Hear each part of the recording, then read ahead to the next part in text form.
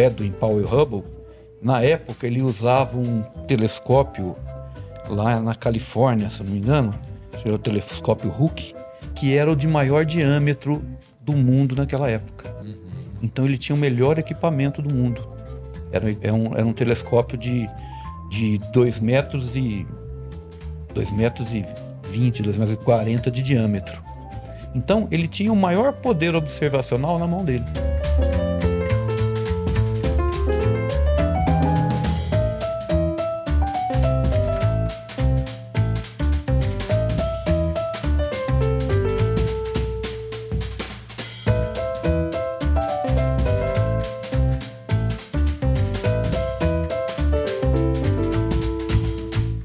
Bem-vindo, bem-vinda a mais um episódio do podcast O Consciente. Um podcast que visa ampliar sua consciência, sua visão de si mesmo, sua visão de mundo e sua cosmovisão.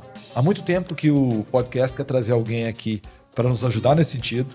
E hoje a gente tem 2 convidados e a gente vai falar desse tema. José Carlos Malinverni. José Carlos é engenheiro mecânico pela Unicamp e trabalha com acústica industrial. E o professor Sheng Feng, que é físico e professor da Universidade Federal do ABC. Dupla, bem-vindos. Obrigado pelo convite. Legal. Para começar, é o primeiro podcast que eu tenho que ler um livro para começar a entender um pouco desse tema. Zé me presenteou com esse livro, Sheng com outro que não está aqui, na verdade ele presenteou meu filho. E olha que interessante para a gente começar. No livro ele tem um momento que ele fala assim: enquanto as ondulações se moviam pelo espaço em todas as direções, a Terra, após 800 milhões de anos, desenvolveria vida complexa, incluindo flores, dinossauros e criaturas voadoras, bem como um ramo dos vertebrados chamados de mamíferos. Entre os mamíferos, um sub-ramo desenvolveria lobos frontais e pensamento complexo para acompanhar. Nós os chamamos de primatas. Um único ramo desses primatas sofreria uma modificação genética que permitiria a fala. E esse ramo, Homo sapiens, inventaria a agricultura, a civilização, a filosofia, a arte e a ciência. Tudo isso nos últimos 10 mil anos. Finalmente, um dos seus cientistas do século XX inventaria a relatividade a partir da sua cabeça. Quando eu li isso aqui, eu me dei conta que, na minha formação, eu entendi bem o que é o Sapiens, o que aconteceu de um tempo para cá. O livro Sapiens, para quem é de formação de biológicas, ele acrescentou bastante, mas eu sequer tinha ideia do que estava aqui nesse conteúdo. E aí, antes de chamar vocês, eu vou colocar uma música que foi o meu primeiro contato com esse tema de hoje, que eu posso dizer que é astrofísica. Olha que interessante, é uma música de 82, de um artista que eu admiro muito, Zé Ramalho.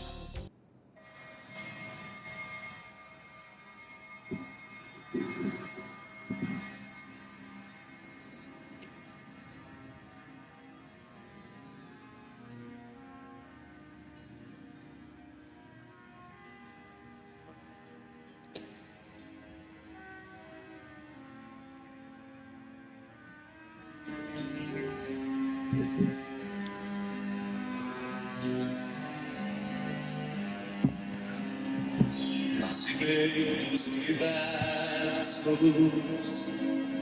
distâncias, tempo e o meio, radioastronomia, radiogaláxias, espaço e música,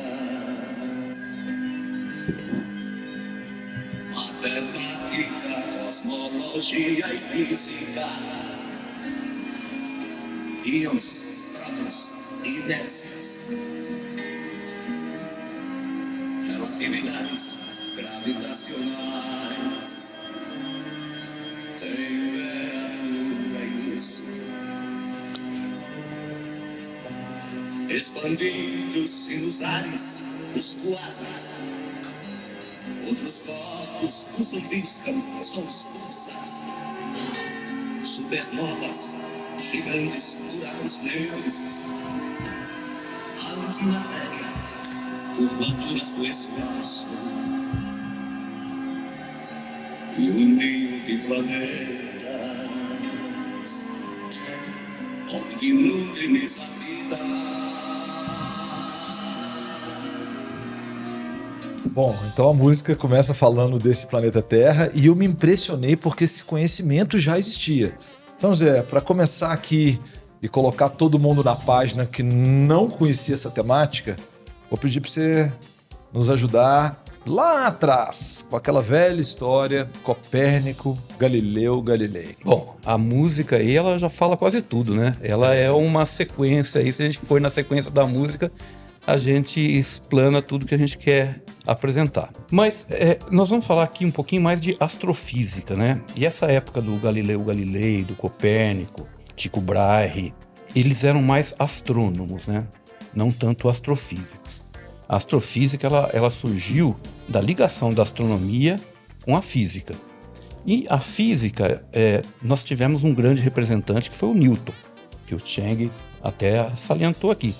Tudo veio de Newton, né? Quando ele criou a lei da gravitação. Depois veio Einstein e em 1905 ele deu um passo adiante, né? Ele criou a teoria da relatividade restrita. Analisava a velocidade da luz e criou o conceito de espaço-tempo. Ele não parou por aí. Ele foi adiante. E aí em 1915 ele solta o conceito da relatividade geral. E na relatividade geral, ele incorporou a gravitação na teoria dele.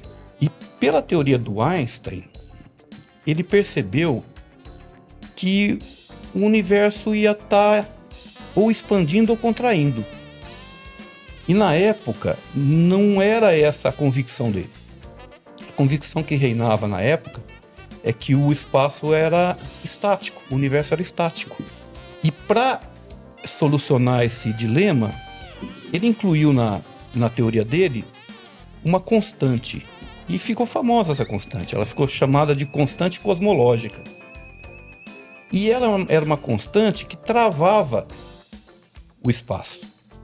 Então, ele nem expandia, nem se retraía. Perfeito. Porque, por essa teoria, pelas forças gravitacionais, o espaço provavelmente estaria expandindo, mas ele entraria num recesso e se condensaria. Zé, deixa eu ver se eu entendi para eu chamar o Cheng. Primeiro, numa conversa prévia com o Cheng, eu falei assim, Cheng, ser professor e publicar trabalhos científicos é muito trabalhoso, a gente precisa de muitos alunos, professores associados, e o Cheng respondeu para mim, eu sou um físico teórico, né? Eu posso publicar por minha conta. E Einstein, pelo que eu entendi, um físico teórico, ele cria essa teoria inicial da relatividade restrita, que foi, aspas, tranquilo, e quando ele extrapola e quer com a lei da relatividade geral explicar tudo, ele precisa, dentro dessa fórmula, dessa constante. Senão as coisas não se encaixavam. Ao que ele acreditava na época. Ao que ele acreditava na época. Então é um cara que queria saber do Cheng, é isso? O que é um físico teórico? E depois, né, o Zé vai contar pra gente tudo que Einstein, de certa forma, pensou, não tudo, né, mas uma boa parte conseguiu ser testada na sequência. Mas primeiro, Cheng, bem-vindo. E que história é essa? O que é um físico teórico? E essa nossa análise inicial aí do Einstein está fazendo sentido? Para um físico teórico, normalmente, mesmo que todo a gente pensar na cabeça, mas no final, mais importante, a gente tem que, nossa teoria tem que concordar com a observação. Por isso, naquela época, o Einstein pensar que espaço, porque não tem evidência que espaço está expandindo ou contraindo, por isso ele é forçado para introduzir esse constante, para forçar espaço seja estático. Na verdade, o que ele falou depois que a gente descobriu que o espaço realmente está expandindo, acho que o Zé vai falar um pouco mais. Ele falou que esse será o maior erro que ele já fez, né? Que é introduzir o cosmológico constante. Mas hoje em dia a gente sabe que, na verdade, o maior erro dele é ele pensava esse é um erro. Esse é uma... No livro fica muito claro, Zé, eu vou pedir sua ajuda, porque assim, quando a gente fala de uma fórmula matemática, a equação tem que bater. E o que ele precisava à época era dessa constante cosmológica, senão a fórmula não batia. Aliás, eu recomendo a leitura da biografia dele, tem várias, eu li uma maravilhosa. Ele chama um matemático para trabalhar com ele, né? E cita isso no livro. Mais tarde ele foi perceber que a constante realmente existia. Então o maior erro do Einstein foi pensar que ele errou, né? Zé, devolvo para você. E é muito legal você continuar nessa linha cronológica. Você veio em 1905, porque isso ajuda... Tô em 15 já. Você está no 15. E aí? Então, aí o Einstein, com a teoria dele era poderosa. O problema é que a premissa dele estava incorreta, né, do universo. Porque o que se conhecia na época é que o universo era estático mesmo. Infinito, estático, uniforme, isotrópico. São todos termos aí meio complexos, mas vale a pena falar. Não vou explicar um por um. E o que aconteceu? Para você ter uma ideia, o que se conhecia na época era muito limitado. Em 1920, aconteceu um evento interessante, chamou o Grande Debate. Não era debate político, mas era um debate. Foi um grande debate que ele foi feito lá no Smithsonian, lá em Washington, Smithsonian, né? Maravilhoso. E participou o Harlow Shapley e o Heber Kurtz. Tá. Harlow Shapley era um cientista e ele era muito importante, porque ele começou a mapear a Via Láctea e ele conseguia medir as distâncias dos entes que ele observava. E ele chegou à conclusão que a Via Láctea tinha 100 mil anos-luz de diâmetro, aproximadamente, né, na época, ele não acertou na mosca. E que o sistema solar estava mais ou menos no meio do braço do disco dessa Via Láctea. E para ele, a Via Láctea representava todo o nosso universo. E Andrômeda, que era uma nebulosa, eles chamavam de nebulosa na época, eles não tinham a noção do que era Andrômeda. Então eles achavam que era uma nuvem de gás que estava dentro da Via Láctea. Então ele acertou o diâmetro da galáxia, ele acertou a posição do sistema solar, mas ele falava que todo o universo estava dentro da galáxia. E o Heber Kurtz, ele falava que o Shapley tinha errado nas medidas dele e que o universo era muito maior do que a nossa Via Láctea, de 100 mil anos-luz de diâmetro. Então, para você ter uma ideia do que era isso em 1920, que era 5 anos depois da teoria da relatividade geral do Einstein, que ainda considerava a existência da constante cosmológica. Aí o que aconteceu? Em 1923, esse é um nome importante, tanto é que ele deu o nome para o telescópio espacial. Edwin Powell Hubble. Hubble, esse é famoso. Esse é importante. Ele começou a estudar Andrômeda. E na época, a partir de um estudo da Henrietta Swan Leavitt, que foi uma astrônoma anterior ao Hubble, ela descobriu as Cefeidas. Cefeida é uma estrela de luminosidade variável. E a partir da variação, do período de variação dessa luminosidade, você consegue saber a magnitude de brilho dessa estrela. O Hubble, munido dessa ferramenta, achou uma Cefeida em Andrômeda. Mediu o período da Cefeida, mediu a luminosidade dela e percebeu que a distância de Andrômeda estava muito maior do que o diâmetro da Via Láctea. Ele mediu essa Cefeida, ele estimou em 2 milhões de anos-luz, quando a Via Láctea tinha 100 mil anos-luz. Nesse momento, a astronomia e a astrofísica, elas dão um salto assim meio exponencial, porque o universo passa do tamanho da nossa galáxia para uma coisa sem medidas, quase que infinita, entendeu? Eu queria dizer, é muito legal. Eu queria perguntar para o Cheng um ponto sobre ensinar física. Recentemente, depois de 30 anos sem viajar de ônibus, quando eu fui lançar meu livro lá em Minas, eu voltei de ônibus para São Paulo e eu parei numa rodoviária que distribui livros. Você pode pegar um livro e devolver. Eu peguei um livro de física do ensino médio de 10, 15 anos atrás, onde a física newtoniana Estava toda expressa. Acho que todo mundo conhece a história da maçã que caiu, etc. Cheng, ouvindo o Zé contar essa história, é super interessante, é muito mais fácil de aprender. O que será que acontece no dia a dia que as pessoas têm um pouco de fisicofobia, medo de não entender física? É o jeito de ensinar ou é muito complexo mesmo? Você acho que é legal de você contar aqui, né, o trabalho de educação que você faz, o número de turmas que você tem. Como é que você vê, antes da gente voltar para a astrofísica, um ensinamento de física no Brasil, na experiência que você tem pelo mundo? Até agora, minha experiência na ensinar física tem duas partes. Uma parte é você contar a história, que normalmente é bem divertido, né? Mas a outra parte você tem que entender como fazer conta, por exemplo. Naquela época vai ser mais desafiador, porque acho que você precisa, pelo menos, ferramenta, né? Cálculo, para fazer essa conta. Por isso tem duas partes. Normalmente o aluno gosta uma parte, mas ele não gosta da outra parte. E eu pensar, não tem como escapar, né? Se realmente você quer ser engenheiro, você quer ser matemático, físico, você tem que realmente, além de entender ou saber a história, tem que também saber a parte técnica. Entendi. E você falou que na Universidade Federal do ABC, ela não foi criada há tanto tempo, né, Cheng? Você falou que foi todos 5 anos. E quem faz engenharia tem que passar por você na física? Sim, todo mundo. A gente tem bacharelado de Ciência e Tecnologia.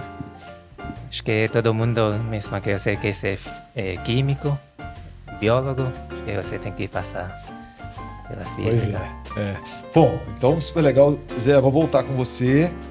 Uma coisa que me ocorreu, Hubble, e aqui vocês não comentaram, quanto que foi importante, Zé, o desenvolvimento de telescópio? Eu sou fascinado com o assunto lente, e a lente muda a biologia o dia que alguém vê que existiam micro-organismos. Se não me engano, acho que ele cita no livro Ver a Gota de um Lago, né? E aí, nessa história pro Hubble, como tudo em ciência, né, ele coloca mais um pedacinho, mas ele criou algum instrumental próprio ou ele foi homenageado recentemente?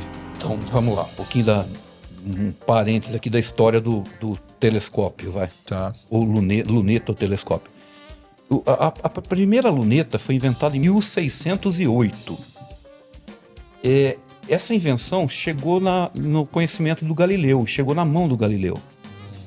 E o Galileu, em 1609, construiu sua própria luneta, né? Era um telescópio mais simples, que aumentava 20 vezes. E ele foi o primeiro que apontou isso para o céu. E aí ele começou a ver as crateras da Lua, ele viu as luas de Júpiter, ele viu o anel de Saturno e foi o começo do telescópio. Mais para frente, um outro cara que desenvolveu muitos telescópios foi o Herschel. Eu não sei exatamente o ano que viveu, o século que viveu Herschel, deve ser 1700 e alguma coisa. E o Herschel desenvolveu muitos telescópios. O Herschel desenvolveu ao ponto... só uma coisa, o Herschel era músico, mas ele gostava de ciência e de astronomia, ele era generalista. Naquela época o cientista não tinha uma especialidade, né? Uhum. E ele desenvolveu muito o telescópio, ele foi muito para esse ramo óptico, e ele fez telescópios, e com o telescópio dele, ele descobriu Urano. Ninguém sabia que existia Urano. Bom, o que o telescópio tem a ver com o Hubble? O Hubble, o Edwin Powell Hubble, na época ele usava um telescópio lá na Califórnia, se não me engano, que era o telescópio Hooke, que era o de maior diâmetro do mundo naquela época. Então ele tinha o melhor equipamento do mundo. Era um telescópio de 2 metros e 2,20 2,40 de diâmetro. Então, ele tinha o maior poder observacional na mão dele. Com isso, ele começou a estudar as cefeidas, achou a cefeida em Andrômeda, descobriu a distância de Andrômeda, viu que Andrômeda estava bem fora da Via Láctea e que Andrômeda era outra galáxia. Antigamente, nessa época, eles achavam que tudo estava dentro da Via Láctea. De repente, ele acha uma galáxia parecida com a Via Láctea, numa distância bem maior do que o diâmetro da Via Láctea. Olha, daqui a pouco eu vou convidá-los a gente revisitar o conceito de alguma dessas estruturas, né? Galáxias, estrelas, sistemas planetários. Podemos fazer isso. Mas para continuar esse capítulo do Einstein, que eu acho que é bem interessante a gente comentar do que pôde ou não ser estudado. Eu vou dar um gancho aqui nesse sentido para vocês comentarem. Olha que interessante. O livro fala aqui, né, que tudo começou há 14 bilhões de anos e o universo era 1/30º do tamanho do ponto final que encerra essa frase. Aí, Einstein, na sua teoria geral, né, apresentada em 1916, como o Zé colocou, em 1915 ele apresenta 16 provavelmente, ele fala assim: matéria e energia curva o tecido do espaço e do tempo que as envolve. Então, em 1920, a mecânica quântica seria descoberta. Foi um choque entre gravidade e mecânica, e nenhuma lei conhecida da física descrevia com confiança o comportamento do universo durante aquele período. E aí, um comentário final aqui do livro, ele fala assim: a interação de matéria na forma de partículas subatômicas e energia na forma de fótons, condutores sem massa de energia luminosa, que são tanto ondas quanto partículas, acabou criando essa condição. O universo era suficiente quente para que esses fótons convertessem sua energia em partes de partículas de matéria e antimatéria, que imediatamente se aniquilavam, devolvendo sua energia aos fótons. Sim, a antimatéria é real. Então ele fala na famosa equação, né? E igual a mc ao quadrado. A matéria, quanto a matéria, sua energia vale, a energia vale sua matéria. E o que ele chama de c ao quadrado é a velocidade da luz ao quadrado. Resumindo, na sua visão, Zé, depois passar para o Cheng, Einstein tem relação com entender o Big Bang? Porque eu sinto que o Big Bang, vocês falam de uma coisa quase determinista. Isso está meio provado. Então me ajuda a conectar aqui os pontos. Até onde ele foi no conhecimento, veio Hubble, que conhece. Estamos lá em 1900 e quanto com Hubble? Nós estamos agora em 1923, Tá. quando ele descobriu que Andrômeda estava fora da Via Láctea. Tá. E Einstein seguindo a vida dele. Seguindo a vida dele, lá acreditando ainda na constante cosmológica, travando o universo. Só que o Hubble, ele continuou estudando cefeidas. Tá. Cefeida, o que ele é? É uma estrela de luminosidade variável que ocorre por causa da reionização do hélio na reação nuclear que gera a energia da estrela. É complicado, não vamos entrar no detalhe, mas é isso. E o que a Henrietta percebeu? Que essa frequência era proporcional à luminosidade. Quando você vê alguma coisa que você sabe a luminosidade e você enxerga essa luminosidade bem menor, você consegue descobrir a distância. Como se fosse um farol de longe piscando. Só que tem que ser um farol calibrado, não é qualquer farol, porque pode ser um farol do Fusca, pode ser o farol de uma moto. Então o que a Henrietta fez? Ela descobriu um modo de calibrar e descobrir o farol que você está enxergando. O Hubble pegou isso e começou a estudar essas cefeidas, e ele começou a estudar cefeida para todo lugar que ele olhava, na Via Láctea e fora da Via Láctea. E ele percebeu, ele conseguia medir a distância da cefeida, porque ele olhava para a cefeida, ele via o período dela, ele falava a luminosidade tinha que ser essa, eu descubro a distância. Ele começou a fazer isso. Só que ele fez uma coisa a mais. Ele começou a medir o desvio que a luz dessa estrela, que estava numa distância que ele já sabia, acontecia para o vermelho ou para o azul. Isso chama redshift ou blue shift. Isso é um efeito físico, depois o Chang pode até explicar melhor, que é o efeito Doppler. Efeito Doppler. Efeito Doppler. Sabe o radar do policial? Sim. Você sabe como ele pega a sua velocidade? Ele manda uma onda na sua direção e capta a onda que volta. O tanto que essa onda foi comprimida ou dilatada, ele sabe a velocidade que esse carro está indo ou vindo. Esse é o efeito Doppler. É o efeito que você ouve quando passa uma ambulância, que ela vem com um som agudo e quando ela passa, o som fica grave. Entendi. Tá? E o efeito Doppler na luz, ele pode ser medido. Zé, e um parênteses rápido, né, para a gente continuar essa história cronológica lá com o Hubble. Luz e som são coisas diferentes. Né? São- E é interessante entender, e a provocação é, quando a gente conversou a primeira vez, veio essa questão, como era tudo quando não existia matéria, talvez não existisse espaço-tempo. Então, acho que é legal uma conceituação assim. Não, então, deixa eu só Desculpa, cortei sua linha. pra mostrar. Isso aí você está dando uma atropelada na história. Ah, é? Porque nós temos que chegar até aonde eu vou para voltar e chegar onde você quer, onde você está questionando.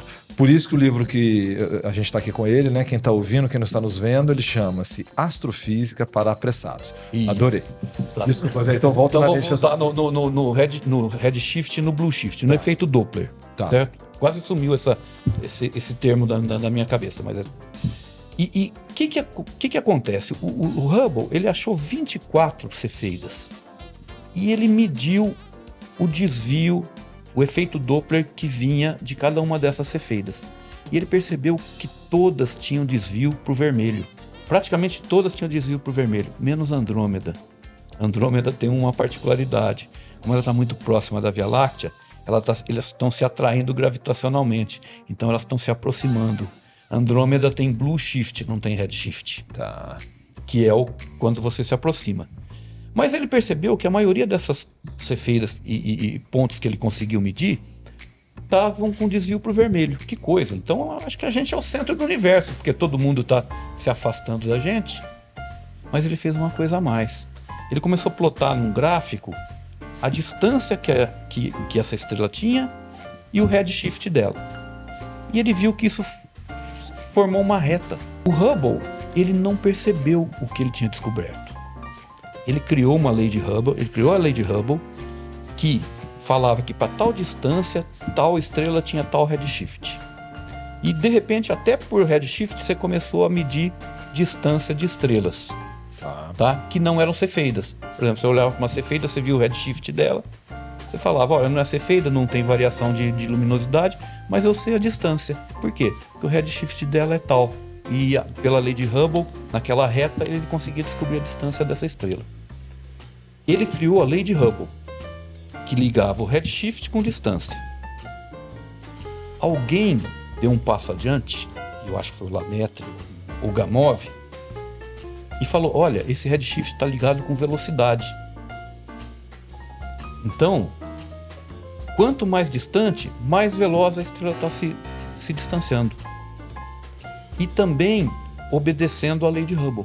E aí eles chegaram num ponto que eles conseguiram chegar num ponto que a inclinação dessa reta é a seguinte. Depois de muito tempo, eles chegaram em 73 km por segundo por megaparsec. Isso quer dizer que a 1 megaparsec, uma estrela está se distanciando da gente a 73 km por segundo. A 2 megaparsec, a 146 km por segundo. A 3 megaparsec, proporcionalmente. O Hubble não gostou dessa ideia. Entendeu o que é megaparsec? Megaparsec. Megaparsec é 1 milhão de parsec. Gostou? Opa. Resolveu? Eu imagino que é uma medida Um parsec é de distância. parallax of 1 second arc. É um jeito de medir distância de objetos celestes aproveitando a órbita terrestre. Então você mede a posição de uma estrela no verão e no inverno, que você vai estar do outro lado da órbita da Terra em relação ao Sol, você mede a posição dessa distância. Essa é a técnica parallax. Isso, você mede a posição dessa estrela. Você consegue um ângulo e através de trigonometria você consegue saber a distância dessa estrela. Um parsec é 3,26 anos-luz. Então, 1 megaparsec é 3,26 milhões de anos-luz. É muita distância. Alguns teóricos, principalmente eu acho que o mais importante daí foi o Lamaitre. Agora é interessante que o Lamaitre propôs a ter essa teoria em 27 e a lei de Hubble é de 29. Eu não sei, o Lamette conseguiu fazer isso sem saber a lei de Hubble. Ele conceituou o seguinte: se as estrelas estão todas se distanciando de nós, se você voltar o filme ao contrário, tudo devia estar junto. Entendi. Entendeu? Aí o Hubble descobre a lei de Hubble e define os 73 km por segundo por megaparsec. Vem um outro cara, que eu acho que foi o Gamov, que eu acho que era um físico russo, fala: olha, essa constante aqui, se você inverter ela, você vai ter uma frequência. Ah, mas dá para virar um tempo. Ah, que tempo é esse? 13,8 bilhões de anos. Quer dizer que se eu inverter a constante de Hubble, eu chego à conclusão que tudo estava muito próximo a 13,8 bilhões de anos. Entendi. E daí que vem a idade do Big Bang. Ou seja, você consegue estabelecer uma métrica, né? Inversa. E aí, Cheng, chamo você para essa história, porque como é que era tudo no começo, Cheng? A gente está falando disso aqui, né? Há 14 bilhões de anos, o universo era 1/trilionésimo do tamanho do ponto final que encerra essa frase. Conta para nós, como é que era essa época? Sim, há 14 bilhões de anos, se a gente só voltar, acho que o universo vai ser menor. E quando o universo é menor, ele vai ser mais quente. Porque se você tem experiência, você comprimir uma caixa de gás, a temperatura aumenta. Por isso, quando o universo está menor, ele vai ser mais e mais quente. E agora, o que Einstein descobriu é muito importante, porque na teoria da relatividade restrita, ele descobriu que a energia pode ser convertida pela matéria, e vice-versa. Por isso, quando você tem bastante energia, né, mais e mais quente, praticamente você consegue criar todas as partículas que você conhece, próton, nêutron, até a parceiro das partículas que a gente chama antipartículas. Por isso, naquela época, né, 14 bilhões de anos atrás, a gente tem bastante partículas e antipartículas. Então vamos zoar uma pessoa que não sabe de nada. Nós temos um amigo comum que é o Caio, que fala que quando freia, ele foi piloto, né? E ele falava isso, que quando freia o carro, uma frenagem muito abrupta perto da curva, que acho que a energia se transformando em massa, como se sentisse para a massa chegando. Mas é muito interessante essa história, e eu queria explorar um pouco melhor. Não sei se fez sentido o que eu falei da frenagem lá do carro, mas ele falou nessa frase: é tanta massa para um carro de corrida que nessa frenagem é como se toda essa energia se transformasse numa massa. Eu acho que essa explicação de frenagem aí, eu acho que ela ainda não está no ponto relativístico. Não, né? O ponto relativístico que o Einstein fala da transformação de massa em energia é muito maior que isso. É maior, né? Essa do Caio é simplesmente a energia cinética se transformando em calor pelo atrito da pastilha com o freio. Entendi. Entendeu? Não é ainda um efeito relativístico. E o efeito relativístico aqui, então, eu queria explorar essa questão do mundo atômico. Por exemplo, nosso Sol. Nosso Sol é exemplo da aplicação da teoria de Einstein. Que quando o próton e próton ele fazem uma fusão e ele perdeu um pouco de massa. Essa massa virá energia. Entendi. Que a gente vê que chegar. Olha, eu vi esse número outro dia. O Sol é uma usina nuclear que transforma, no momento ele transforma hidrogênio em hélio. E ele usa 4 átomos de hidrogênio para fazer um de hélio. A diferença entre os 4 de hidrogênio e o 1 de hélio é de 0,71% da massa total do conjunto. Esse 0,71 vira energia segundo aquela fórmula E igual a mc ao quadrado. Então esse 0,71 vira a energia toda que o Sol está irradiando. É muita coisa. Esse efeito relativístico ele é muito grande, porque ele é C ao quadrado. ser a velocidade da luz, que é 300 mil quilômetros por segundo. Então, qualquer massa que você conseguir transformar em energia, vira muita energia. Eu queria saber disso porque, olha só, no mundo atômico que a gente estudou no ensino médio, todo mundo sabe, penso eu, que são prótons, né, o que são nêutrons e o que são elétrons. À época eu já tinha um pouco essa curiosidade de ver que a eletrosfera tem muito espaço, aspas, vazio. Mas antes de chegar nela, a minha pergunta é assim: nesse filme Oppenheimer, da criação da bomba atômica, quando a gente fala do poder da fissão gerando esse tanto de energia, são inúmeros átomos de determinada matéria, ou eu não entendi isso, ou é um átomo que gerou essa energia toda? É uma reação em cadeia. É uma reação em cadeia. Você começa com um... Você tem que ter uma massa crítica de um determinado elemento radioativo, aí você libera, você dá energia para esse conjunto que forma essa massa crítica, e aí começa a ter uma reação de quebra dos átomos com expulsão de nêutrons. E esses nêutrons acabam pegando em outro átomo e cria uma reação em cadeia. Entendeu? As bombas atômicas, elas foram bombas de fissão. Que não é o que ocorre no Sol. Mas o princípio atrás é o mesmo, porque a parte da massa é convertido pela energia. Por isso você tem bastante energia. Isso. Porque a massa é convertida pela energia. Agora, a reação de fusão, ela é muito mais poderosa que a reação de fissão. Mas, Cheng, por que a radioatividade é tão deletéria para o tecido humano?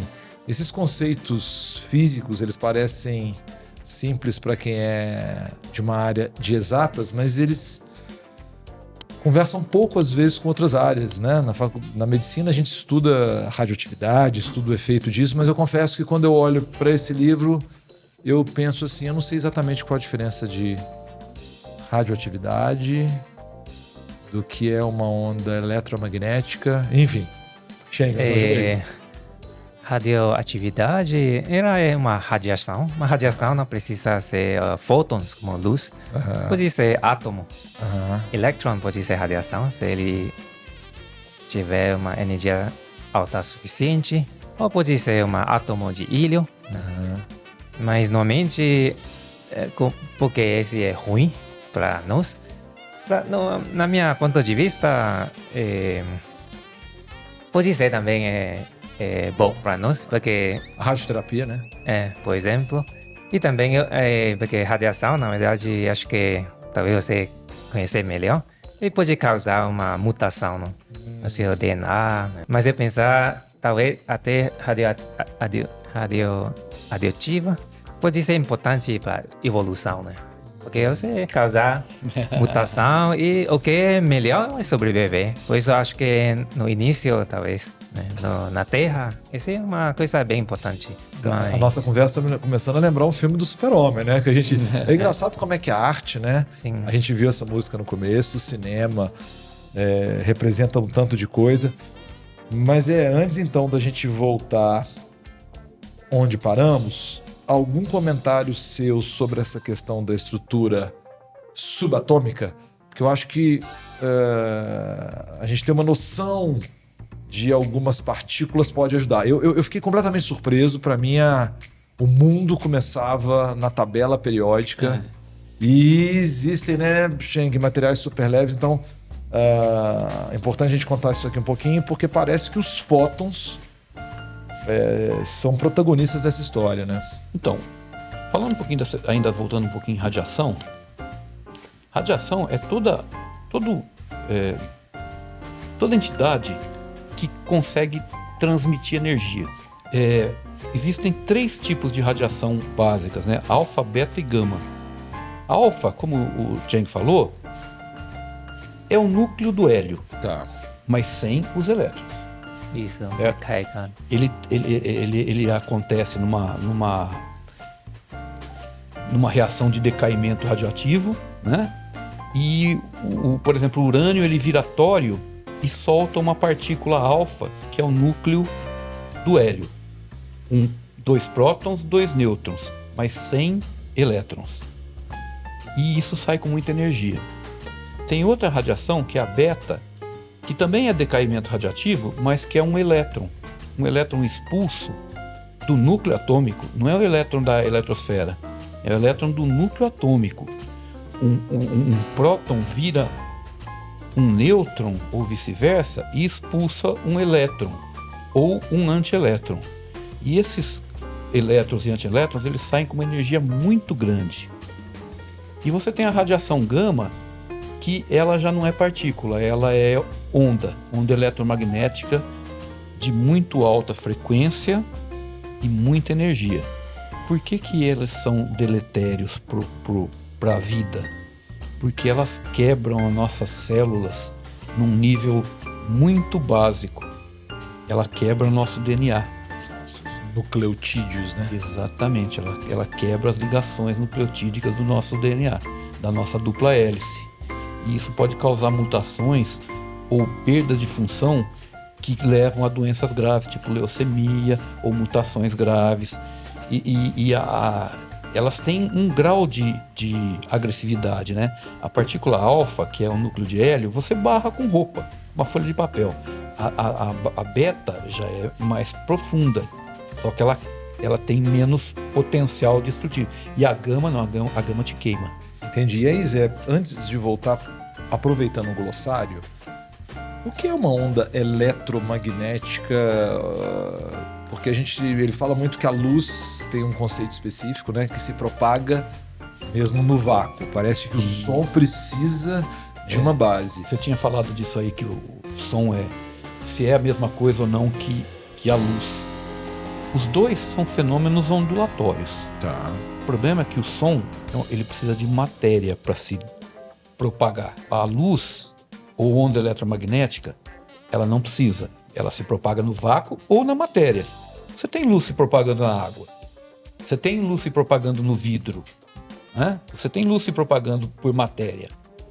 Mas realmente a luz é uma onda eletromagnética. Mas afinal, Cheng, qual a diferença de magnética e elétrica? Nunca consegui entender isso direito, para te falar a verdade. No dia a dia, acho que a gente tem experiência, força magnética e força... Se você está brincando com imã, e você tem essa força entre dois imãs, essa força magnética. E você também tem por exemplo, força Van de Graaff, não sei se chama Van de Graaff, né? Você pode carregar esse aparelho, né? E depois você vai sentir essa força que atrai... não sei como explicar, né? Ele está tentando explicar... Vamos simplificar um pouco. Um eletroímã. Eletroímã. Você passa uma corrente em volta de uma bobina que tem um prego no meio e aquele prego vira um ímã. Esse imã, mas eu queria falar força elétrica. Quando a gente decidiu fazer esse podcast, uma das coisas que me chamou a atenção foi esse termo inflação. Que para mim remete aos anos 80, 90 no Brasil, e me espantei porque é um termo utilizado nesse contexto, né, Zé? O que é inflação? Então, Big Bang ficou, acho que, super bem entendido. A gente percebeu por uma variável que aquilo cresceu de algum lugar. Durante esse período, a gente sabe que existiram estruturas subatômicas. A gente tem uma dúvida, que nós vamos explorar ela, se isso foi a partir de um ponto infinitesimal, que nem você leu, tá? Ou se foi de um espaço com uma condição singular, super quente e super densa, certo? Isso. A gente vai discutir um pouquinho disso. Entendi. Tá, agora vamos para chegar na inflação. Tá. A gente não consegue chegar... Eu posso falar para você, olha, o Big Bang aconteceu há 13,7 bilhões de anos, depois um microsegundo depois houve um período de inflação. Beleza, a gente pode assumir isso. Mas o que isso resolve? Por que chegou nessa conclusão? Essa inflação foi tirada da cabeça de alguém inventou ela do nada? Então, não foi do nada. Por isso que eu acho que é importante a gente chegar num outro ponto, que foi em 1900 e... na verdade, o conceito disso foi antes, mas se descobriu em 1965. Um pouco antes, os físicos, estudando o Big Bang, eles perceberam que o Big Bang ia deixar uma pegada. A gente ia ver uma pegada do Big Bang. Eles falaram que o Big Bang ia deixar um rastro de temperatura no universo que ele ia ser detectável. E eles chegaram à conclusão que essa temperatura ia ser coisa de 3 graus Kelvin. Você lembra o que é o Kelvin? Grosso modo. O zero absoluto é menos 273 graus Kelvin. Tá. É? A temperatura tem uma relação com a temperatura de ebulição. A temperatura... Fusão. 373 é a de ebulição. Tá. O grau Kelvin ele tem um tamanho diferente do Celsius. Tá. Né? Então, o zero absoluto, o zero Kelvin absoluto, seria menos 273 graus Kelvin. Tá. E eles chegaram à conclusão que essa pegada do Big Bang, dessa explosão do Big Bang, ela ia deixar um rastro de temperatura em torno de 3 graus Kelvin. É quase zero absoluto. É menos 270 graus Celsius. Só que ninguém achava essa pegada. Mas em 1965, 2 caras lá do laboratório Bell, era o Arno Penzias e o Robert Wilson, eles estavam estudando um sistema de transmissão de comunicação da Bell. E eles tinham uma antena que parecia um chifre, né? Era um captor assim. E para onde eles apontavam essa antena, eles percebiam um ruído.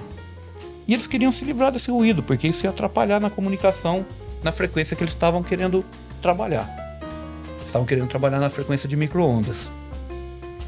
E eles acharam que aquilo era sujeira, eles acharam que era cocô de pombo que caía na antena. Limparam tudo, exterminaram os pombos da região e o sinal não desaparecia. Eles não perceberam. Alguém percebeu depois que aquilo era o sinal do Big Bang. Era a radiação de fundo em micro-ondas. E esses dois, em 1965, ganharam o prêmio Nobel por causa disso.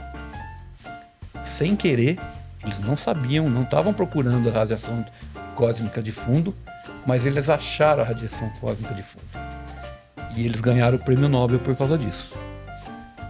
Deu um tempo, os caras começaram a estudar essa radiação cósmica de fundo. Então isso foi em 1965, tá? Eu nasci em 1965. Em 1980, o Alan Guth, que é um outro físico, eu acho que americano ou inglês? É americano. Americano. Eles começaram a estudar essa radiação cósmica de fundo e perceberam que ela era muito uniforme. E numa explosão, como estava conceituado o Big Bang, você não tem uma distribuição tão uniforme assim. Eles perceberam que você poderia ter uma distribuição uniforme em 1,8 graus no espaço. Mais que isso, era para ter grandes diferenças. E você não tinha. Você tinha uma uniformidade de 1 parte por 100 mil. Então, entre o pico e o vale dessa radiação cósmica de fundo, você tinha uma variação de 1 para 100 mil. E nada explicava isso. E aí, esse Alan Guth propôs uma solução para isso. Ele falou o seguinte: olha, se no começo do Big Bang tiver uma inflação monstruosa num tempo muito pequeno, você consegue criar um espaço uniforme em que não vai ter diferença de temperatura nesse espaço todo. E aí começou a se conceituar essa teoria da inflação cósmica. E ela começou a explicar muita coisa. Como ela explicava muito e resolvia muito problema, ela foi aceita. Ela ocorreu a 10 a menos 34 segundos do Big Bang. E durou até a menos... Ela começou a 10 a 37 e durou até 10 a menos 34. Então ela foi num período de tempo minúsculo. Mas o espaço cresceu na ordem de 10 a 26. Então, ele foi um crescimento abrupto, muito grande, e ele explica muita coisa que, como o Chang falou, não adianta você pôr uma teoria e pronto. essa teoria tem que se provar. E a teoria da inflação, ela se provou. Eles perceberam que a variação quântica ocorrida num tempo há 13,8 bilhões de anos, decorrido o tempo de 13,8 bilhões de anos, ela ia se transformar numa flutuação de 1 por 100 mil, que é exatamente o que eles encontram na radiação cósmica de fundo. Então, Cheng, nos ajuda a entender. Houve um período chamado inflação, e quando eu te perguntei sobre Cheng, no que você estuda, no que você foca, e eu não esqueço de você falar, eu estudo uma era pré-matéria, né? Depois da inflação. Mas, Nos ajuda aqui. Onde estamos, então? Decifra conosco melhor, então, reforçando o que é inflação e aonde está sua linha de pesquisa. E que história é essa que não aconteceu nos anos 90, né? Vamos, só para voltar um pouco sobre inflação. Inflação é consistente com a observação, mas não é uma teoria completamente provada. Isso é importante porque tem mais de uma possibilidade para explicar. Mesmo que a inflação é uma explicação mais elegante. Depois da inflação, o espaço cresceu bastante, né? 10 a 26, né? O fator de 10 a 26. Mas como a gente tem essa inflação na teoria, né, de Alan Guth, a gente precisa ter uma energia no espaço, né? Um tipo de energia do espaço, e essa energia vai expandir esse espaço até algum momento essa expansão parar, e essa energia no espaço tem que ser convertida para radiação, né? E esse acontecer depois da inflação, a gente tem uma radiação, no geral, é muito quente.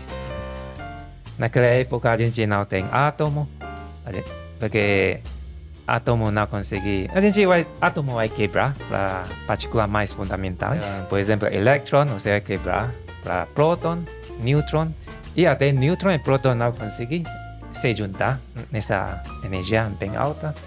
Ele vai ser quebrado para partícula mais fundamental, que a gente chama quarks. Por isso, naquela época, você pode pensar um universo muito denso, muito quente, com essas partículas fundamentais. Essa vai ser a época que, principalmente, eu estou pesquisando. Entendi. Fantástico. O Cheng, ele estuda essa época depois da inflação até a recombinação? Até a formação da o que a gente chama elementos, tipo hélio, deutério. Esse conhecimento dessas outras estruturas como quarks, leptons, bósons e seus irmãos de antimatéria, para mim foram completamente novos. Dá um podcast isso aqui. Mas eu volto aqui, Zé, pedindo a sua ajuda sobre essa questão. Leptons e seus irmãos de antimatéria. Então existe antimatéria, matéria escura, energia escura. Ajuda a engatar aqui isso dentro do que a gente está conversando. Bom, o Cheng explicou, então, o universo nessa época ele era muito quente, muito denso, as partículas não conseguiam se manter coesas, né? Então a gente tinha um universo que ele era meio ionizado, ele era uma sopa escaldante, opaca, né? E esse universo ele foi esfriando, com o tempo ele foi esfriando, até que há 380 mil anos depois do Big Bang, esses 380 mil anos é muito pouco. O universo esfriou a um ponto em que os prótons e nêutrons e elétrons puderam se juntar. Esse ponto ele chama recombinação ou desacoplamento. Ele ocorreu há 380 mil anos depois do Big Bang. Entendi. Nesse ponto, o universo deixou de ser opaco e as ondas eletromagnéticas começaram a fluir pelo universo. E é esse ponto que gerou a radiação cósmica de fundo, que foi descoberta pelos dois lá em 1965. Entendi. Entendeu? Então as coisas elas se ligam. Eu acho que o bacana da astronomia é você entender como esses conceitos foram formados, né? Da onde veio? Porque é fácil falar, tem uma radiação cósmica de fundo e ela apareceu há 380 mil anos depois do Big Bang. Mas como assim? Por quê? Porque o universo foi esfriando e nesse ponto as partículas conseguiram se aglutinar. Cheng, e o tempo nesse contexto? Como era o tempo antes de 380 mil anos? Isso mudou? Eu acho que você comentou uma vez que a dimensão do tempo não era exatamente como a gente vê hoje, parece um tempo mais acelerado. O que a gente entender é... não tem muito sentido pensar antes, né, da inflação. Por isso a gente pensar tempo como... A gente consegue...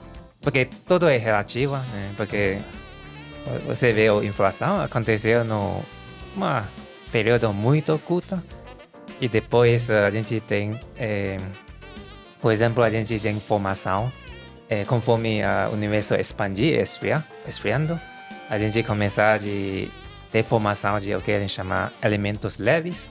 Se você vê a tabela periódica, você tem hidrogênio, é mais leve, mas depois você tem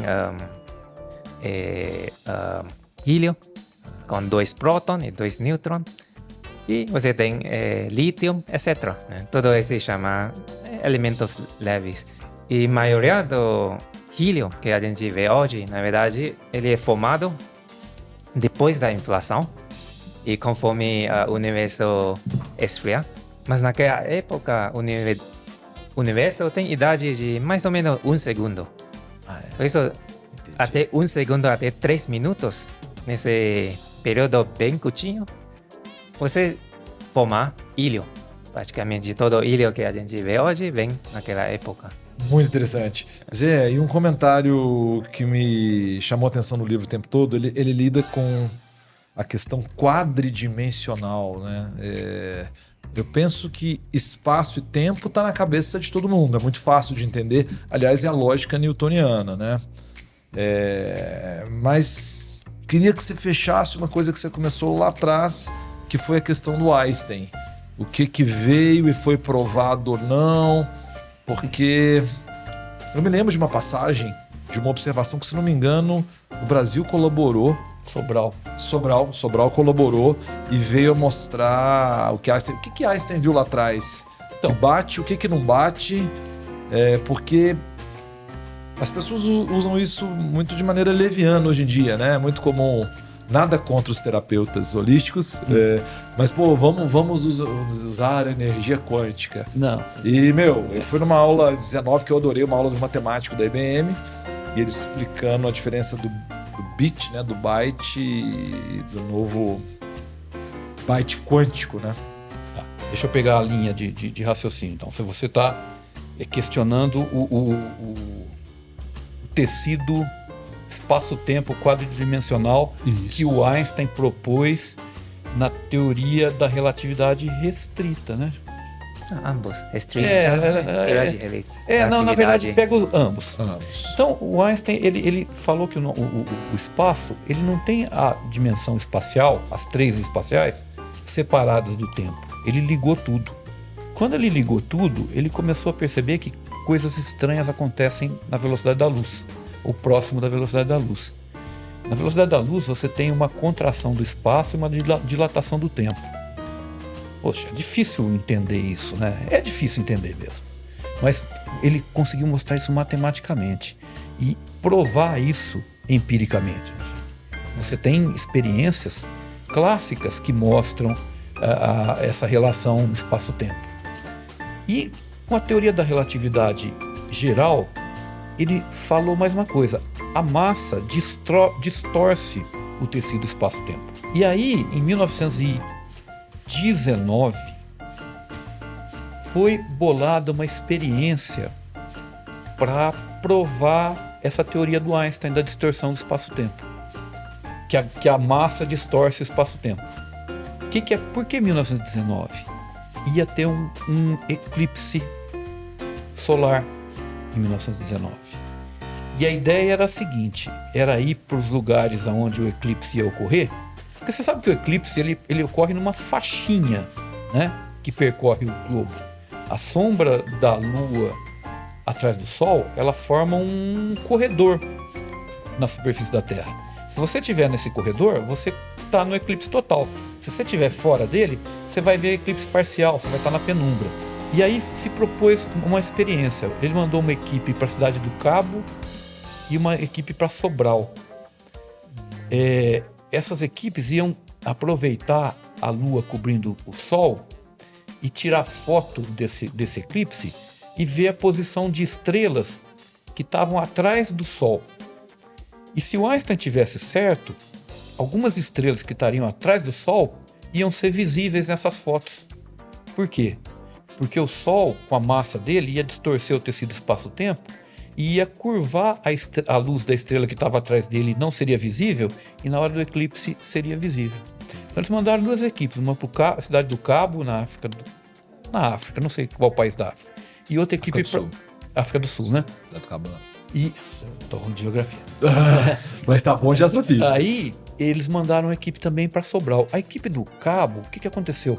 As fotos não ficaram muito nítidas, nublou, o céu nublou na hora e não conseguiram a perfeição das imagens. Em Sobral estava nublado, na hora do eclipse abriu o céu. E aí eles conseguiram as chapas que mostraram que o Einstein estava certo. Sabe o que o Einstein falou? Eu ia estar muito decepcionado com Deus se eu não tivesse certo. Muito confiante.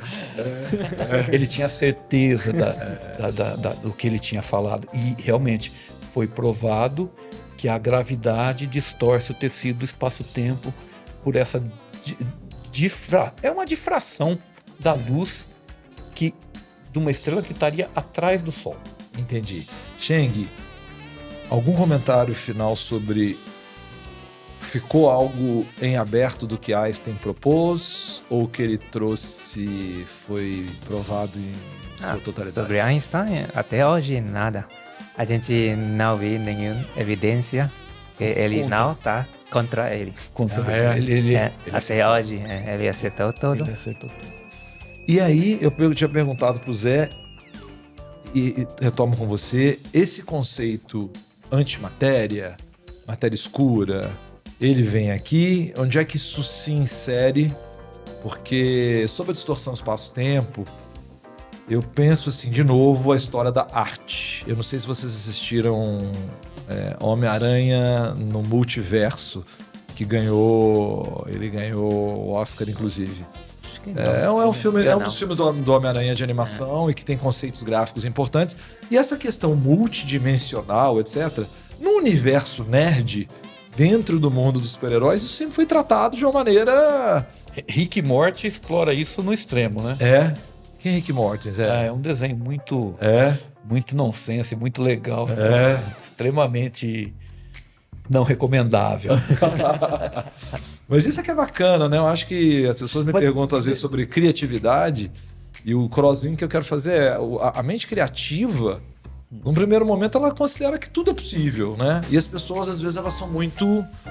Por exemplo, o conceito do multiverso, né? Lá, no grosso modo, no Homem-Aranha Aranha-Verso, existem vários Homens-Aranha em dimensões diferentes. É a ideia do Rick e Morty. É a ideia do Rick e Morty. Infinitos universos e eles transitam pelos universos. E aqui no livro ele dá um gancho de que isso seria possível, né? Mas, Cheng, nos ajuda aqui a aterrizar. Deixa eu só dar uma observação, um parênteses. Eu não diria que antimatéria tem a ver com matéria escura. São coisas diferentes. Coisas diferentes. Tá. Antimatéria é uma coisa provada e para todas as partículas que a gente conhece, todas, elétron, próton, nêutron, a gente já cria versão antipartícula, tipo antipróton, antinêutron, antielétron, ou a gente chama positron. Pois essa é coisa completamente provada. Ele foi proposto pela Paul Dirac, acho que em 1927, mais ou menos. E depois a gente descobriu. Mas uma questão bem estranha é, hoje em dia, se você vê toda essa matéria, é feito por matéria, não? Próton, nêutron, elétrons, não? Cadê a Mas antimatéria? cadê antimatéria? E a gente realmente consegue criar eles. Se você bater próton com próton, você converte energia e você consegue criar um par de matéria e antimatéria. Mas quando a antimatéria encontrar matéria, ele vai se aniquilar e virar energia, ou fótons de novo. Por isso a gente consegue criar, mas ele vai desaparecer bem logo. Eu já tava pensando num anti-Ari. Eu falei, putz, será que eu posso ser 2, mano? É possível, Falam o seguinte, se você encontrar o seu anti-Ari, não cumprimenta ele, porque vocês vão se aniquilar. Vocês vão Se se aniquilar. aniquilar, isso. Muito interessante. Por isso esse é um mistério, porque a gente fala no início do universo, a gente tem suficiente energia para criar matéria e antimatéria. Mas porque hoje a gente Cadê a não vê. antimatéria? Cadê a antimatéria? Bom, e isso é diferente da matéria escura. Essa é Matéria diferente da matéria escura. Porque essa é uma coisa que com certeza existe, a gente já cria eles. Já está pacificado o Isso. conceito. Matéria escura, não. O que é matéria escura, Zé? Então, matéria escura a gente tem que fazer de novo aquela introdução de como se chegou à conclusão que existe matéria escura. Então, em 1933, tinha um cara que chamava Fritz Zwick. Fritz Zwick. Era um físico muito, muito bom, só que ele era de uma personalidade meio terrível. Ele chamava os colegas dele de bastardos esféricos. Por quê? Porque ele falava que os caras eram igualmente bastardos por qualquer ângulo que você os olhasse. Olha. Então ele era uma pessoa não muito benquista no meio acadêmico. Mas ele começou a estudar os aglomerados globulares, que são conjunções de estrelas numa formação meio densa. E ele percebeu que aquilo girava de uma maneira não prevista pela mecânica clássica. Aquilo tinha uma rotação maior do que se previa. E ele criou na época um conceito. Ele falou, olha, para isso aqui girar mais do que estava previsto, deve ter mais matéria aí. Só que essa matéria não é visível, ela não interage com a luz, ela não emite calor, ela não emite radiação. Ele, num primeiro momento, ele chamou isso de missing matter, matéria perdida, mas ficou meio esquecido, porque ele não era uma pessoa muito popular, apesar de ser muito capaz. Aí lá para a década de 1980, veio uma outra pessoa, essa pessoa chamava Vera Rubin, já morreu, e ela começou a estudar a rotação das galáxias. Como que você estuda a rotação da galáxia? Você olha para uma galáxia, ela está parada o tempo inteiro. Zé, talvez fosse legal de você aproveitar esse momento e fazer esse pequeno glossário. Galáxia, estrela, sistema planetário, Não, sem falar do conceito de esfera, que é interessantíssimo. galáxia é uma junção de vários sistemas estelares. Tá. Nuvens de gás. Normalmente, as espirais girando em torno de um buraco negro supermassivo, Tá. que não é um buraco negro estelar. Estrelas são concentrações de gás que, por gravidade, incluindo a matéria escura, se condensam, chegam numa determinada concentração que inicia o processo de fusão nuclear. Quando inicia esse processo de fusão nuclear, ele vira uma estrela. Nesse processo de aglutinar a massa em torno de um centro gravitacional mais concentrado que as estrelas fazem, elas vão sugando o gás do entorno.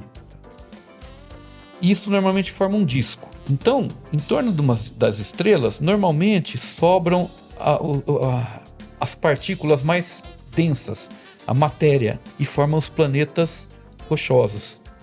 Quando você vai indo para o exterior, aquela massa de gás não conseguiu pegar todo aquele gás, e aí você forma os planetas gasosos.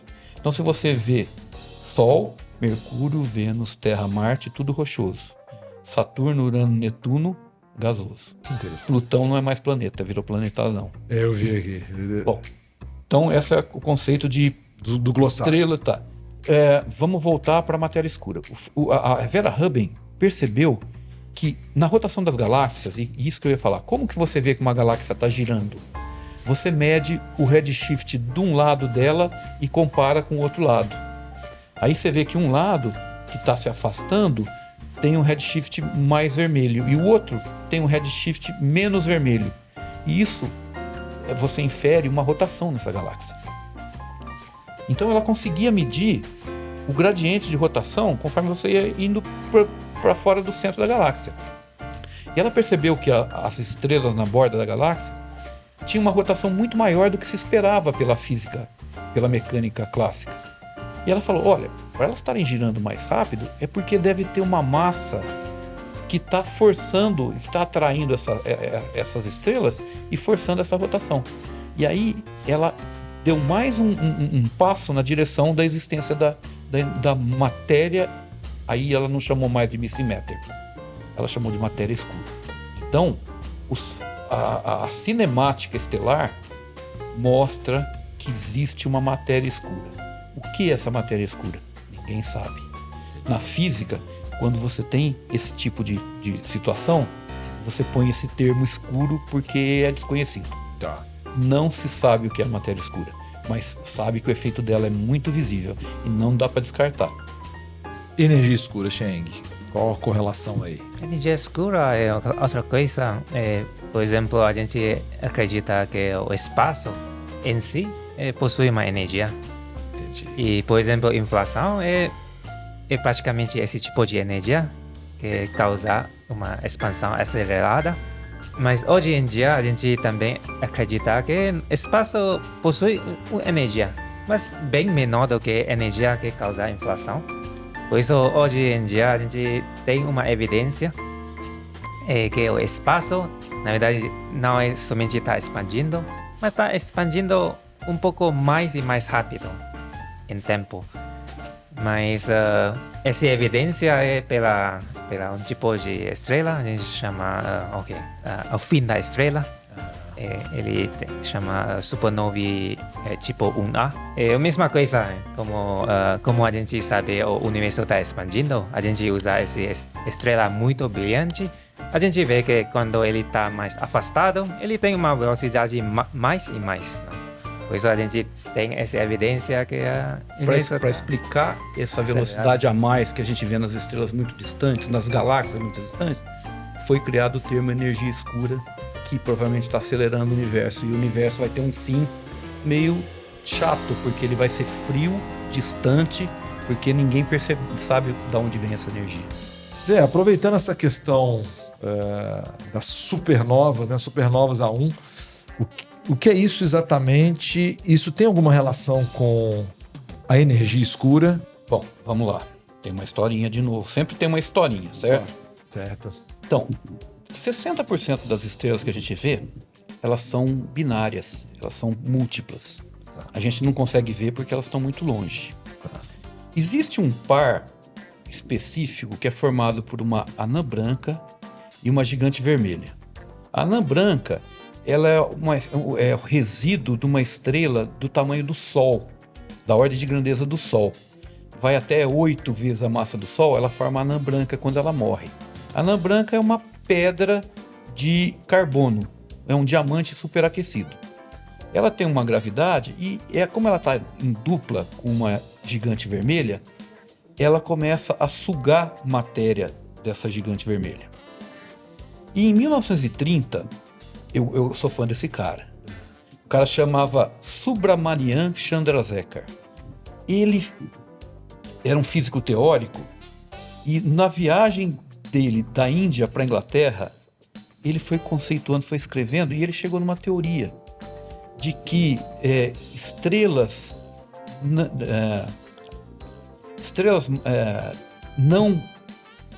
que não têm hélio, elas não suportam uma massa maior que 1,4 massa do Sol. Quando acontece isso, ou ela explode em supernova, ou ela implode numa estrela de nêutron ou no buraco negro. Esse aí virou o limite de Chandrasekhar. Chandrasekhar fez isso em 1930. Em 1983 ele ganhou o prêmio Nobel por isso. Não sei quantos anos depois, 30, passou eu 53 anos. Então esse cara ele foi fantástico. O que acontece?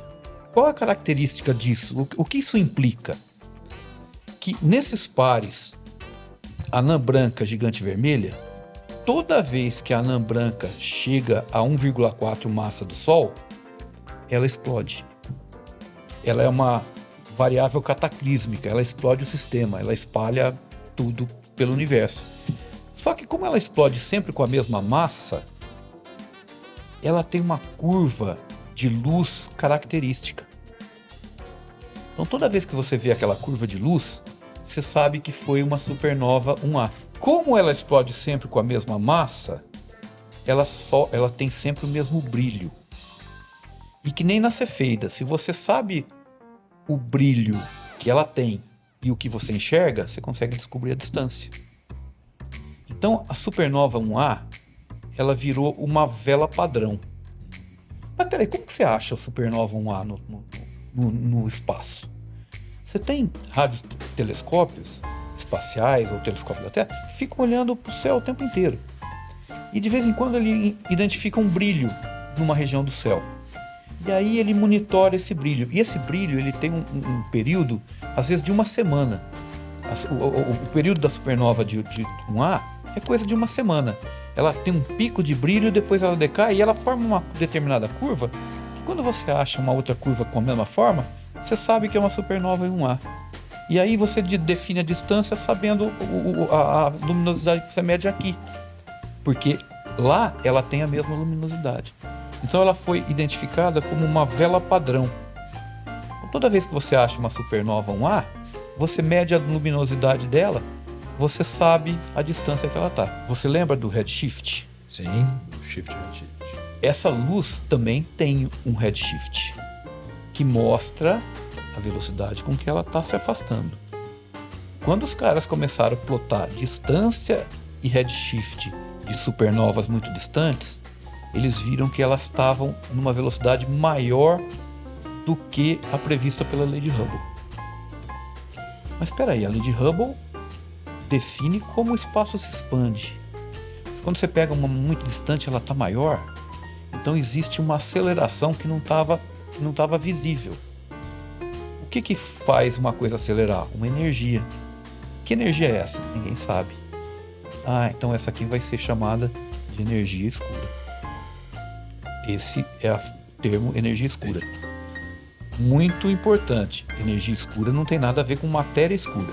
Os dois têm termos, mas eles têm atuações diferentes. Enquanto a energia escura acelera a expansão, a matéria escura ela puxa as coisas, ela atrai as coisas. E nenhuma das duas é explicada. E hoje em dia, 73% do nosso universo conhecido é de energia escura. 23% é de matéria escura. E 4, 5% é matéria conhecida, incluindo planetas e poeira e gases. Então a gente conhece 5% do nosso universo. Interessante. Cheng, caminhando para o fim, há uma forte correlação disso com a neurociência, né? O cérebro humano, um órgão de pouco mais de 1 quilo, na minha opinião, ainda tem muito para ser decifrado. A gente vê isso, por exemplo, na psiquiatria, né? A gente tem tratamentos psiquiátricos que se assemelham, que era feito enfim, mudou pouca coisa, então os mistérios continuam. Queria saber de vocês, desses comentários finais, não é para desanimar se a gente só conhece 5%? Na verdade, eu só quero falar que porque quando você fala que a gente conhece somente 5%, parece muito péssimo, não? Mas na verdade, esse tem a ver com o universo é muito grande. Porque a gente acredita que energia escura e energia do espaço. Como o universo é grande, você tem mais energia escura. Porque se você voltar atrás, quando o universo é bem pequeno, energia escura é bem pouco comparado com matéria que a gente conhece. Por isso, essa comparação é um pouco injusta, mas normalmente você pode usar para falar. Na verdade, a gente sabe bastante. Somente hoje o universo é grande. Por isso, em comparação, tem mais energia escura. Mas mesmo assim, ainda é muito importante a gente entender o que é essa energia do espaço, porque essa é uma coisa muito fundamental. Porque, na verdade, essa energia escura também resolve uma coisa muito importante, que é a idade do universo. Porque se você tirar essa matéria escura, você vai ter uma idade do universo menor do que a idade da estrela que a gente observou. Por isso, essa energia escura também resolve esse paradoxo. Mas acho que as questões abertas hoje, o que é energia escura, o que é matéria escura, que é uma coisa precisa uma resposta. Eu acho que esse não conhecimento no universo é bom, porque a gente sabe que tem muito campo para se estudar ainda. Aham. A outra coisa é a seguinte, nem sempre o universo esteve acelerando. Parece que com medidas que eles fizeram ao longo do tempo, porque quando você olha para longe, você está vendo o passado, certo? Certo. Então, olhando essa história, eles perceberam que o universo começou a acelerar mais ou menos quando o sistema solar começou a se formar, há uns 10 bilhões de anos depois do Big Bang. Então não foi sempre acelerado. E isso corrobora o que o Chang falou, que essa energia escura ela está no espaço. E quando o espaço atinge um determinado tamanho, essa energia escura começa a ficar predominante e acelera a expansão. Parece, lembra certo? como tudo pulsa, né? Bom, antes de vocês... Vou pedir para vocês darem um recado final, se vocês quiserem deixar...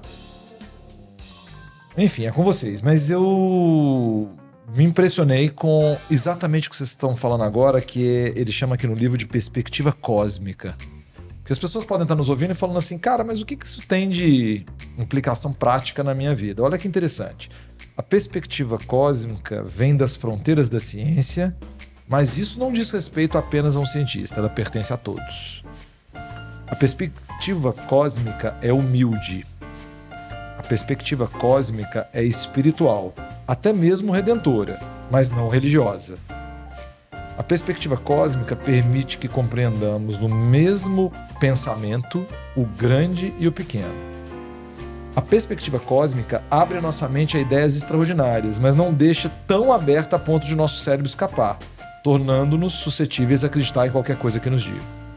A perspectiva cósmica abre nossos olhos para o universo, não como um berço benevolente concebido para gerar a vida, mas como um lugar frio, solitário e perigoso, nos obrigando a reavaliar o valor de todos os humanos um para o outro.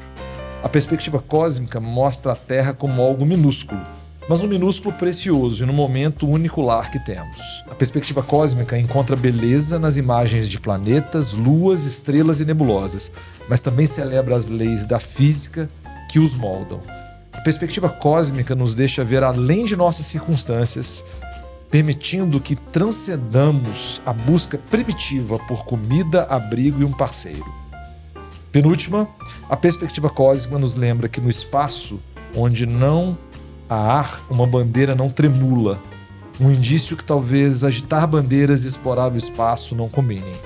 E por fim, a perspectiva cósmica não apenas abraça nosso parentesco genético com toda a vida na Terra, mas também valoriza o nosso parentesco químico com qualquer vida ainda por ser descoberta no universo, bem como nosso parentesco atômico com o próprio universo.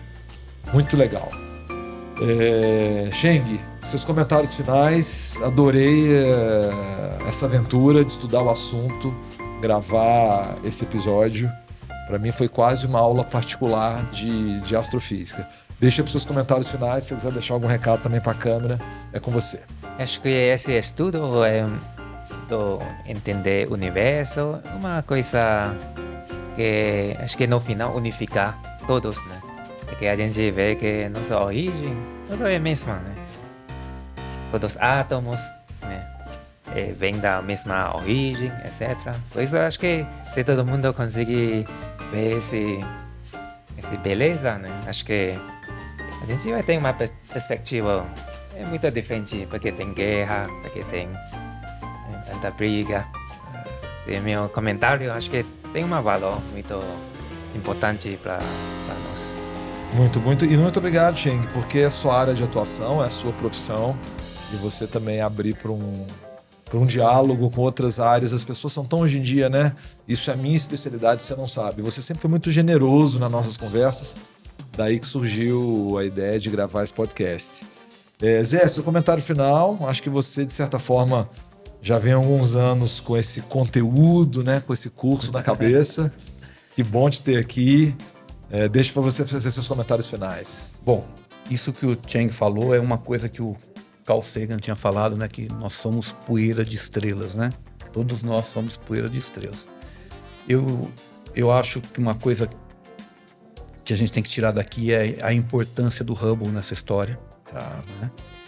A gente não falou muito, mas o telescópio espacial Hubble é em homenagem a ele. Ele é o pai da astrofísica moderna. Entendi. A partir da lei de Hubble que se começou a entender o espaço numa condição muito melhor. O Zé, se não me engano, é um indivíduo que tinha uma capacidade empreendedora, de organização, de liderança importante, não? Eu não sei muito a história dele. Eu Tá. sei que tinha uma história da mulher dele, dele com a história era assim, ó. A mulher do Einstein, o Einstein foi visitar o telescópio do Hubble. E aí, um cara pegou a mulher do Einstein e foi levar ela e falar, olha, esse aqui é o telescópio onde o Hubble descobre como funciona o universo. A mulher do Einstein virou pro cara e falou assim, meu marido descobre isso escrevendo atrás dos envelopes. Olha, É o físico teórico. Que legal. Mas peraí, eu tenho uma coisa aqui para falar no final, é o seguinte, ó. E que eu concordo muito com isso que eu vou falar. Equipado com seus 5 sentidos, o homem explora o universo ao seu redor e dá à aventura o nome de ciência. Edwin Powell Hubble. Zé, super obrigado. Na verdade, eu acho que essa sua inquietude, que eu traduzo em curiosidade, né? De entender mais profundo, é super legal. Trouxe a gente até aqui. Super obrigado. E deixa eu falar uma outra coisa. Você não necessariamente precisa se aprofundar na matemática para entender o seu entorno. Uhum. É lógico que você ter a matemática, você vai um passo além. Mas não se desmotive por não entender a matemática. Vai atrás da informação e é o que eu fiz. E é isso que eu tento passar. E eu acho super interessante. Para mim, realmente, é uma aventura. Fiquei impressionante pela sua explicação. Muito bom, muito bom. Bom, obrigado, dupla. Você que acompanhou aí mais um episódio do podcast O Consciente, esse episódio comprovou algo que eu tenho feito em todas as chamadas.